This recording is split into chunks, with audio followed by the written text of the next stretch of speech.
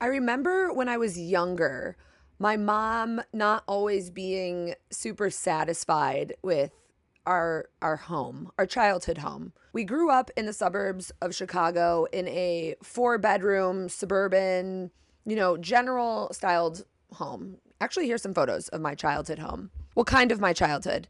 We moved when I was in like middle school. I don't know. I was born in the city of Chicago and then lived in the burbs. But I always remembered my mom not being super satisfied with the decor of our home, or at least it took us many years to pull it together. Because one, time. Both my parents worked full-time jobs. When do you have time to decorate, a four-bedroom home with a basement? And then two, money. Again, we have three kids. Okay, my mom, my parents, again, my parents have my parents have three kids, to send to college. So it's not like they had the funds to hire an interior designer. It was a whole process. I remember kind of designing the house with my parents as I grew up. I took a large interest in interior design, so I was helping my mom and my dad along as I got older, but we lived there for over 20 years, and I feel like by the time we were moving out, the home finally felt in a really good place. And I think my mom did a really nice job designing it. And I definitely helped, but this is a lot of my mom's personal style, very cozy, pottery barn. I like my mom's style. But, anyways, what do you do when you dislike your home or the way it's looking? Not that we fully disliked this place at all. I actually loved this house, and so did my mom. But I do remember at points where we would have, family over for Thanksgiving or Christmas or whatever, and my mom would be like, "Oh, like we never really like fully got the dining room together. I'm not feeling super crazy about it." And then me and my mom, Susan, we would put our brains together and come up with ways of how we could upgrade the space without going crazy.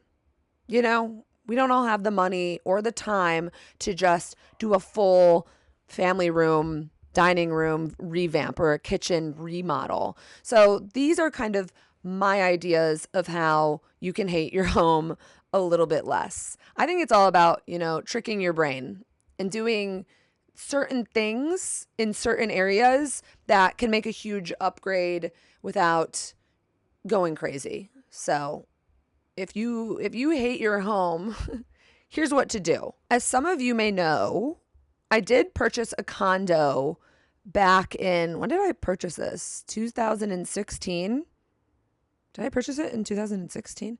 Anyways, I purchased a condo in Chicago and I worked with my dad to renovate it, but I was only 27. I need to figure out these dates when I purchased this place, and I dropped all of my money on this really outdated, not that good looking two-bedroom, it's like one bedroom plus office condo. And because I had no money after I spent it all on the down payment, I knew that the renovations would have to be few and far between and on a budget, and I would have to do them myself. So this might sound cheesy and annoying to say, but I do think you have to shift your mindset when looking at the space you live in. If this is it, this is the place you live in, you're not moving, you already bought it, or you can't afford to move, or whatever it is, you have to shift your mindset to work with what you have, because every spot is actually doable. I mean, look at the befores of my condo in Chicago. I was like, how the hell am I going to upgrade this without money, basically? And I think if you can switch your mindset to be more open to what you already have and what you can do with what you have, it makes it a lot nicer to live in that space, in my opinion. So instead of creating these unrealistic Pinterest boards or unrealistic mood boards for what you want your living room to look like, I was always gathering inspiration that's actually achievable. Obviously, I have my inspiration boards that are showing, what I really would love, or it's just inspo where I can take bits and pieces. But I would create boards that were just realistic to the place I was living in. And as I was making more money, I would put in more time to make small upgrades with the help of my dad. So for instance, we painted the kitchen cabinets, we replaced the knobs on the kitchen cabinets, we knocked down one of the cabinets and put in open shelving and installed 2 lights. I added pendant lights above the kitchen counter. And once I got a nice little paycheck, I did replace the tile in the kitchen with wood floors. But everything else that I did in this condo to upgrade it was all just paint and curtains and just small, minor decorating things that transformed the space, to be honest, really flipped it. So what I'm trying to say with my first point is shifting your mindset to work with what you already have and do it over time. All of these upgrades were done within 3 years of living there when I would, get a little extra money or a little extra time to do a little upgrade. So now that you've shifted your mindset to accept the space that you are in, let's get into the specifics of what you actually can do so that you don't hate your space anymore. The first thing that I suggest, and one of the first things I did in my place, is pick the smallest room in your house, laundry room, bathroom, hallway, I don't know, whatever the smallest room in your house is, and paint it. Paint it a fun color, paint the ceiling, paint the walls. You want to paint the smallest room in your house because, one, it's not a huge project. It's a little weekend project that you can do.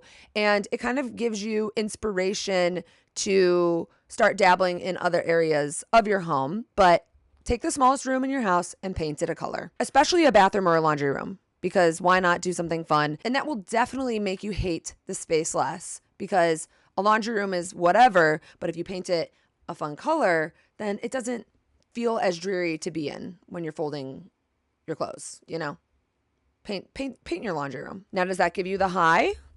Are you feeling better about your home already? I mean, I definitely felt better about my home when I painted my bathroom. It's the first thing I did because I was like, this ugly ass tile has to stay, so I might as well have a good bathroom.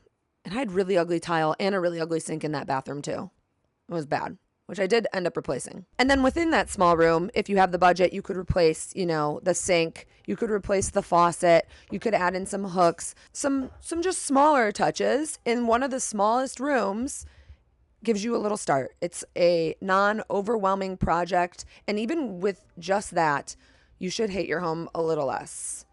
IMO. And now you're going to switch a room around, whether it's an office and a guest room and your primary bedroom, whether it's the place you have your TV in your family room, moving that into the guest room that you convert into a TV room.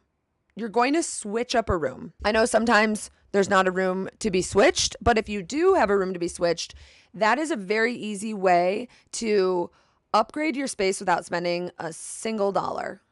You're just kind of rearranging so that you feel like you're in a new environment, if that makes sense. So switching a room if you can. And if you can't switch a full room, you're going to take an object from one room and swap it with an object from another. And you're going to do that with multiple rooms or just 2 rooms or do it with all your rooms, whatever it is. Switch a piece of art from this room into that one. Take that art into this one, put that mirror into here and switch the lamps and switch the rugs. There's a lot of things you could switch around. And again, it's all about kind of reframing how you see the space. Because once you switch, this art piece into this room or rug into this room or whatever it is, it's going to feel like a new space. You're just manipulating your brain. So just think like a single man in their 30s and learn how to manipulate. But yeah, you are trying to manipulate your brain a little bit by tricking it that you're like, yeah, you're in a new family room, but you're not. You just have some new things that were in another room. Sell a piece, buy a piece. Sell a piece, buy a piece. I used to do this all of the time in my Chicago place. I still do it. I only give myself permission to buy a new piece of furniture if I sell a piece of furniture, and I have to use that exact money that I made to buy the new piece.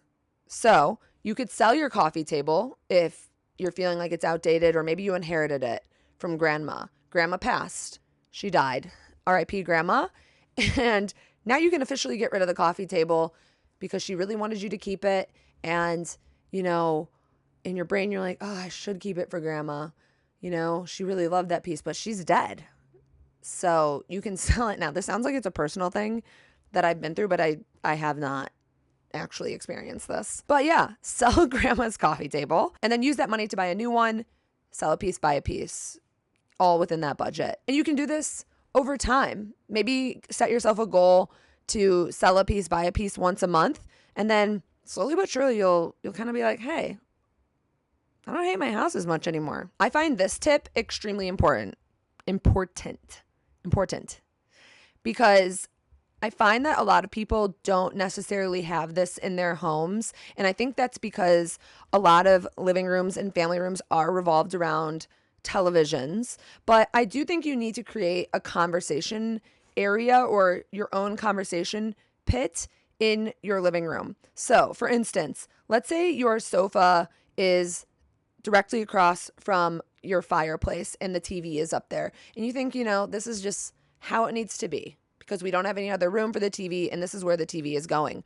But I still think you should create this into a conversation area. I do think it feels so much better to be in a home where you can sit across from your spouse or your kids or maybe your dog or the Holy Ghost or whoever, whatever it is, and have a cup of coffee and be in your own little conversation pit. So if your TV is mounted above the fireplace, maybe put 2 chairs on each side of the fireplace and create a little conversation area that also is a TV viewing space as well. I think it's true that you start to dislike your home if everything is revolved around the TV.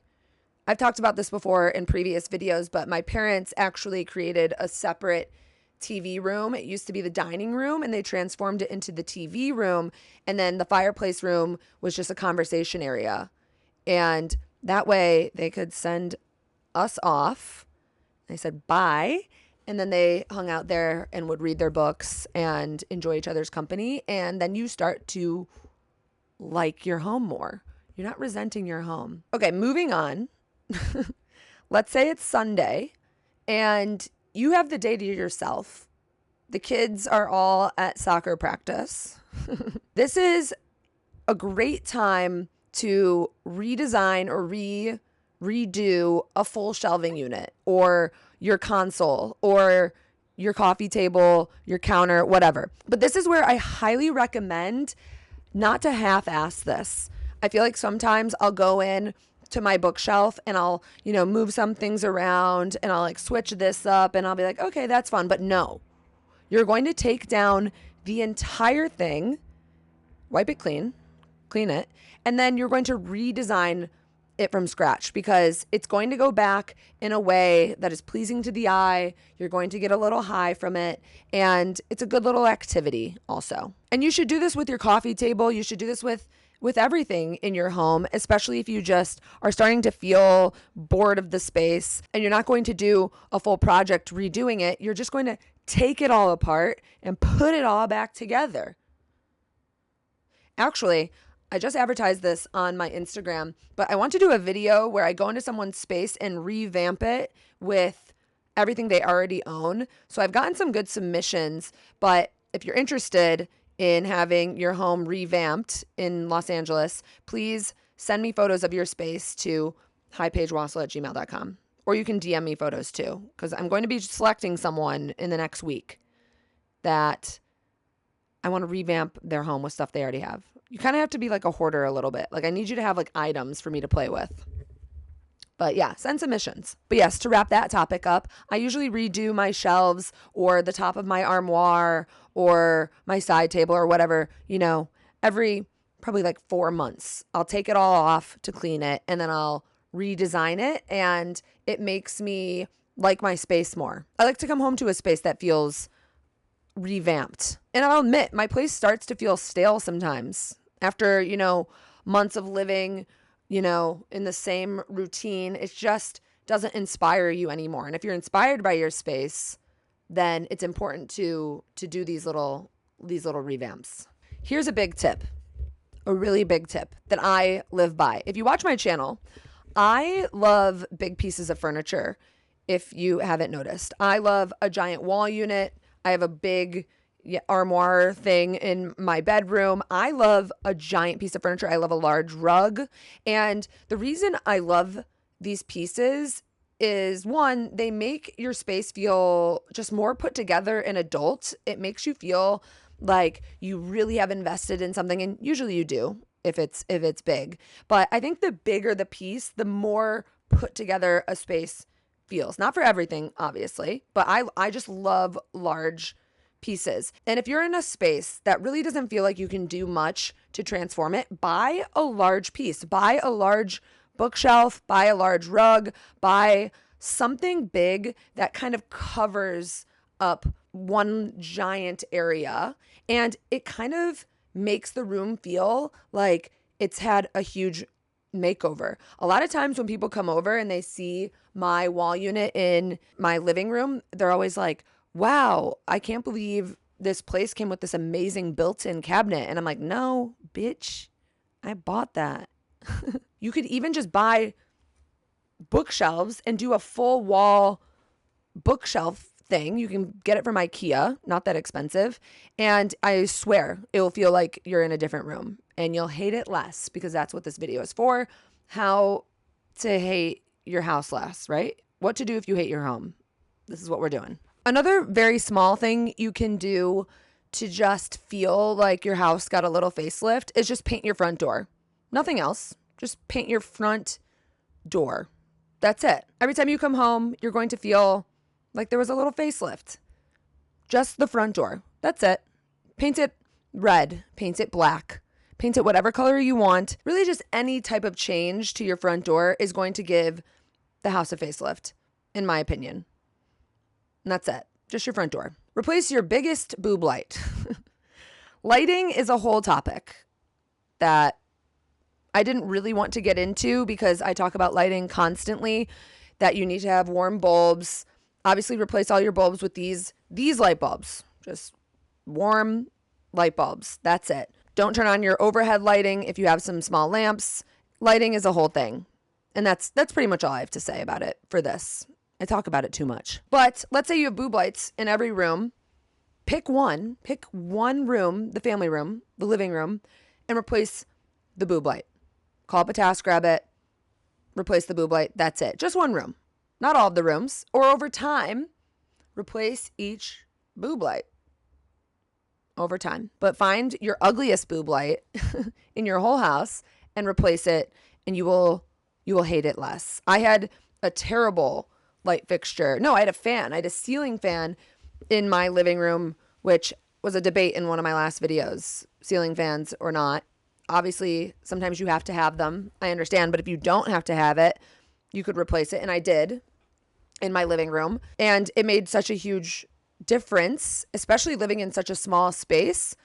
I replaced the ugliest lamp, the ugliest boob light that, well, it wasn't a boob light, it was a fan. I just chose the ugliest ceiling fixture and replaced it immediately. Just one. And then over time, I did more. But replace your ugliest boob light. Now, if you have really ugly tile in your kitchen or whatever space it is, there are tons of hacks that you can do. You can paint it. You can regrout it. I think regrouting is always really nice. You can do peel and stick, whatever. But I don't know. If you live in Los Angeles, there's this place called Linoleum City, and they sell giant sheets of linoleum tile that you can have cut into the space you want it to go in. So instead of a bunch of peel and stick little tiles, you can just go into your whatever Linoleum City is in your area and have a giant piece of linoleum purchased and then cut it to fit the space. I was going to move. I was not supposed to re-sign this place because the guy who owns it wanted to move back in. I don't know. I ended up being able to re-sign it, but there was a moment where I was going to sign on a place actually not too far from where I live now, but I really liked everything besides the tile. It was such a good place. I am sad that I didn't move, but I'm also so happy to stay. But this place was bigger, had 2 bedrooms. But anyways, I liked everything about this place except the tile in the kitchen. It was the landlord special, like black and white fake Spanish tile. And when I saw the place, I was like, oh, I'm just going to go to Linoleum City and buy a giant sheet of linoleum, cut it to fit exactly the kitchen. And then you hate your kitchen less. This tile is so depressing. I do get that. So I do highly recommend putting a giant rug over it if it's in your living room, or regrouting it. You could paint it, but I do feel like sometimes it just depends. But that will make you hate the space a lot less. And then you hate yourself a lot less. Kind of, honestly. I do have a lot of emphasis on my interior decor. And when I'm feeling really good about my space, I do feel good about myself in a way. But that's just a personal thing, I think. I don't know. It's kind of fucked up, maybe. Should look into that. Well, no, I don't think that's that messed up, but maybe just to the extent of it.